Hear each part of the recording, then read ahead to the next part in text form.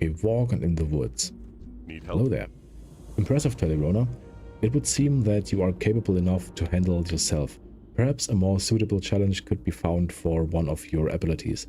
It is curious though, the Worgen seemed to just appear out of thin air, but then, with all the other strange creatures that have moved across our borders, I suppose it's only one of many concerns.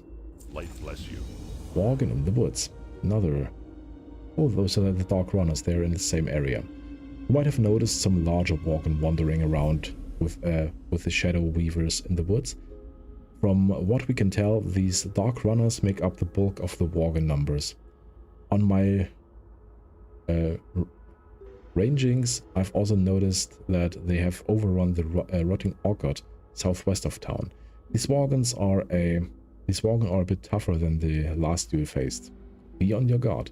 12 Dark Runners. Okay. Be careful. Easy. Easy. Let's try to get this dude his telescope at some point. Oh, the story of Morgan Lattimore. I will read this later. I'm a sucker for storytelling and side quests, I'm not gonna lie. You were able to convince Zak Vul to lend us his monocle for our experiment. Well, For the Alliance. convincing is... okay. You can say it like that. Ooh, that's an upgrade. That's an upgrade, dude. I like it. At last, the stargazing device is complete. Thank you, Telerona. Now I can continue my research.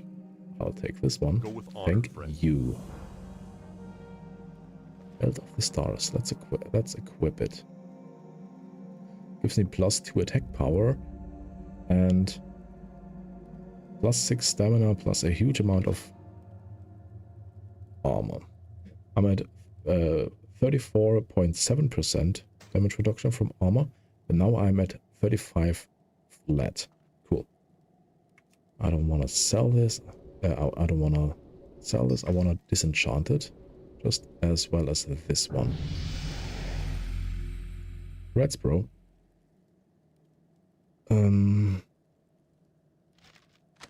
This goes in here. This will be sold.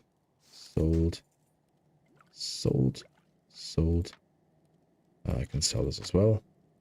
Mutton shop will be sold. This can be sold.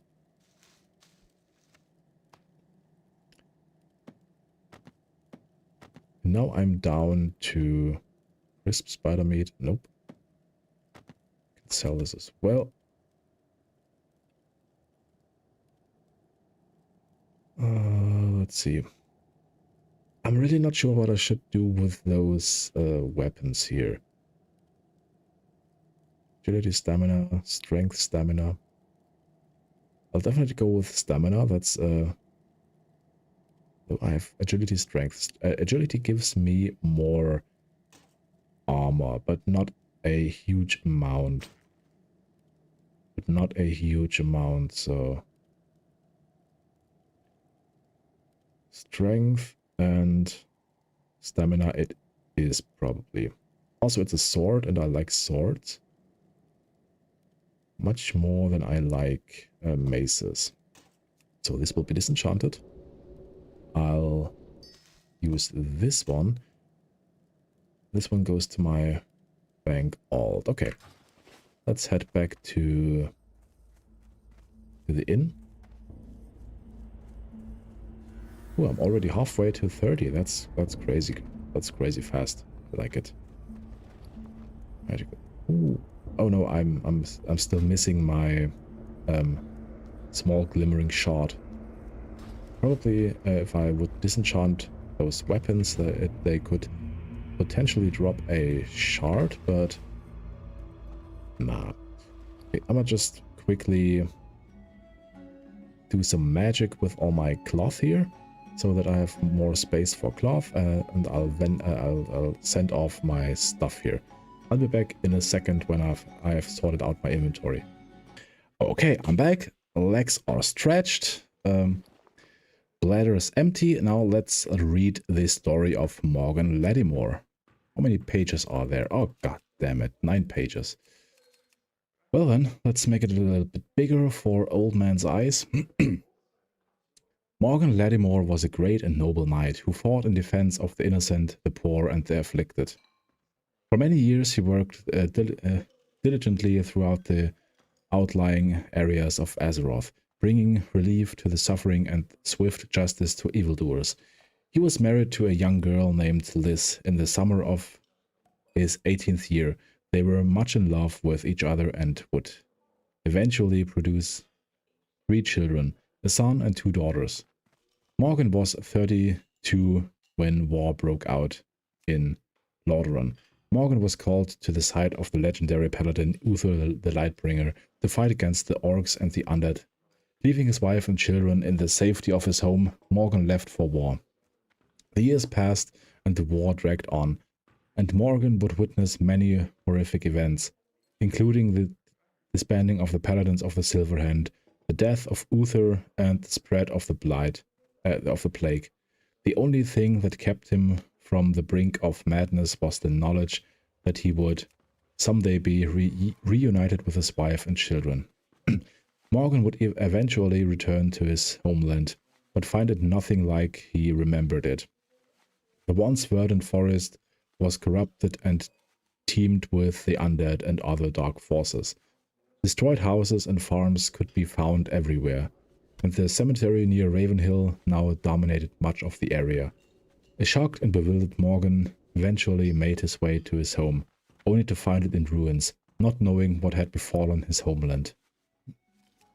He headed towards the village to find answers, and he hoped his wife and children. Morgan inquired about his family, but could not find any answers. A priest in Darkshire, as it was now called, said that he might search the cemetery at Ravenhill for a gravestone. Morgan refused to believe that his family was dead and continued to search every farm and house in Duskwood, but to no avail. Morgan rode from Darkshire to nearby Lakeshire, thinking that perhaps his family had fled. On his way there, he decided against his better judgment to stop by Ravenhill Cemetery. Morgan spent hours walking amongst the gravestones. He recognized many names of people that he knew and became more and more distraught. Then he saw them, a small, untended plot amongst the many, with 3 small gravestones. A feeling of dread washed over him as he approached. Morgan brushed off the dust and the most prominent gravestone to reveal the name of it. Simply carved upon the grave, letters spelled out his worst fear: Liz Lattimore, beloved wife and mother. Morgan's apprehension turned to dismay and then to grief, and he fell to his knees, weeping for hours. For hours he stared at the grave, begging the cold stone for forgiveness and sobbing apologies. Then, hours later, something in him snapped, and he began to lash out. He brought his sword out of its scabbard and began to rain blows to the gravestones. Screaming in rage, blind in his fury, he lashed out and swung wildly.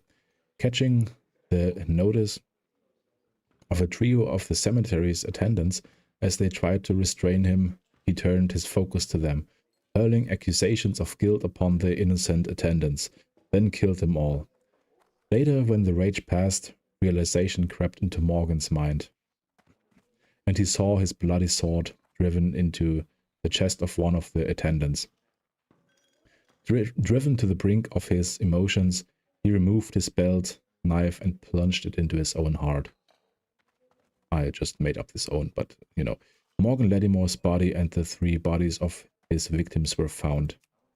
The next day, he was quickly buried without ceremony in a hastily dug grave out on the outskirts of the cemetery. Because Morgan committed murder against innocents, something that went completely against his beliefs and his nature, and because of the grief that he held in being unable to save his family, Morgan could not die a peaceful death and lived on as one of the restless undead. Only days later his grave was disturbed, and his body could not be found. The being that was Morgan now wanders Duskwood, consumed by his grief over the loss of his wife and children, and his own self-hatred. Mortadim, as he now calls himself, roams Duskwood with mindless vengeance and hatred, and has been known to commit murder indiscriminately. Damn, that's a dark story. What does my recording time say? Okay, I have 8 more minutes. What can I do in 8 minutes? Nothing, I think. I could, yeah, I could go up here, kill some spiders for the recipe. Yeah, that's a good idea. The abomination has overrun the Night Watch camp. Quickly, we must intercept it before it reaches town. Okay, then that means that Stitches will be here anytime soon, but it does not matter to me all that much. Because I just want to kill some spiders and maybe some skeletal horrors over there to get the rot blossoms. Okay, the spiders are already being killed here by this rogue warrior. Let's see. Yeah, I think there's nothing I can actually do. Yeah, other than, of course, kill some skeletal horrors and see. Okay, 1 kill, 1 drop. That's a good drop chance for now. Also, they are level 24. I might as well try to level my sword skill a little bit, my one-handed sword skill. Let's see. My one-handed sword skill is at 6. I never actually used any type of sword. That's crazy to think about. Okay, this might take a while.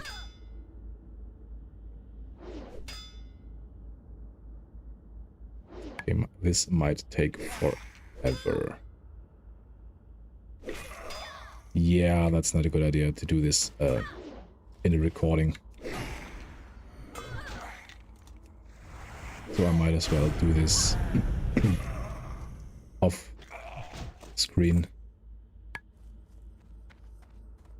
So I can do this with a good conscience. Not wasting recording time and your time.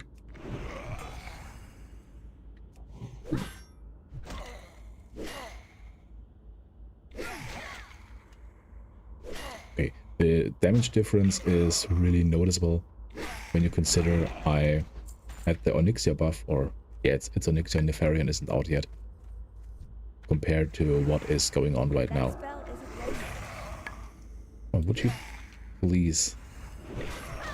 Okay, this one. Good. Boom. I could use a Mark of the Wild buff for the extra spirit and the extra mana regeneration from said spirit instead.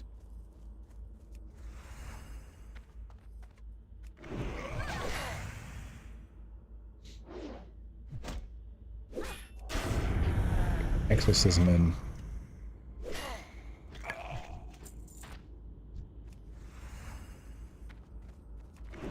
Okay, this will be quite a grind again. Okay, here are the Nightbane runners. I don't think I'll have any higher level skeletal dudes than I have right now, so I'll just make do with those level 24, 26, 23. Oh, damn it. Enemies.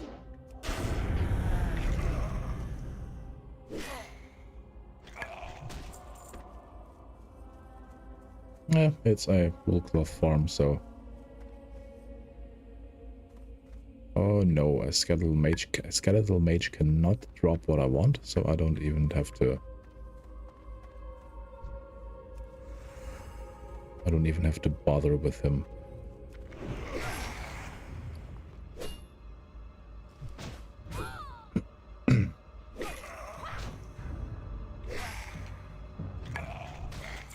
Down you go.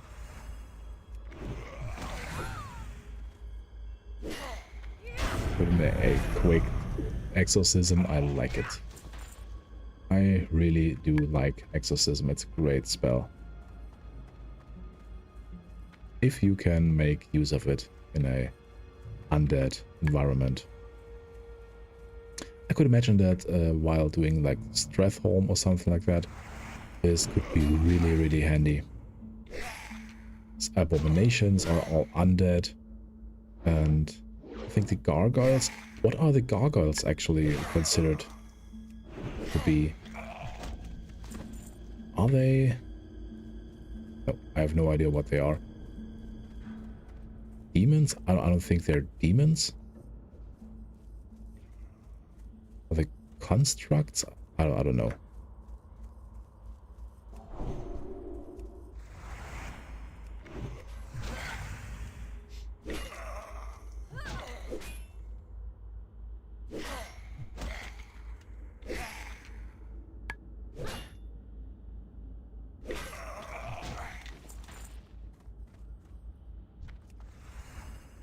Only a few more.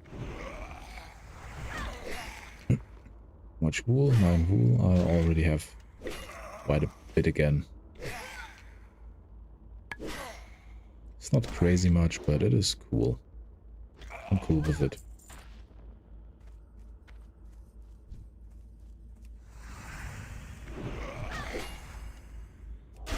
Let's put in another exorcism. And one more hit. Nice.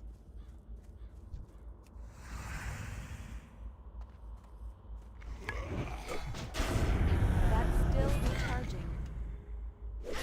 That's interesting. I just saw an arrow flying in from probably the hunter here, which I didn't notice at first.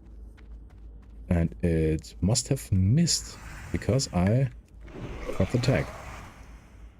Interesting. I shouldn't have gotten the tag.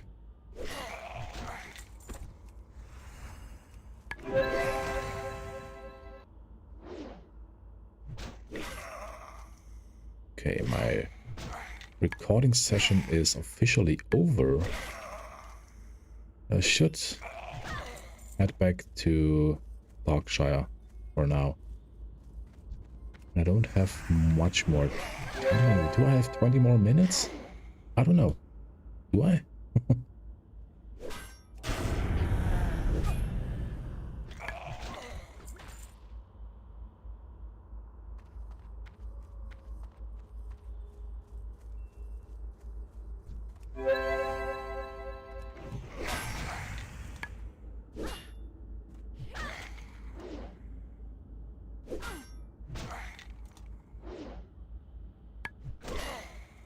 One more hit and this guy's down. Only silk cloth. And I should heal myself after this kill.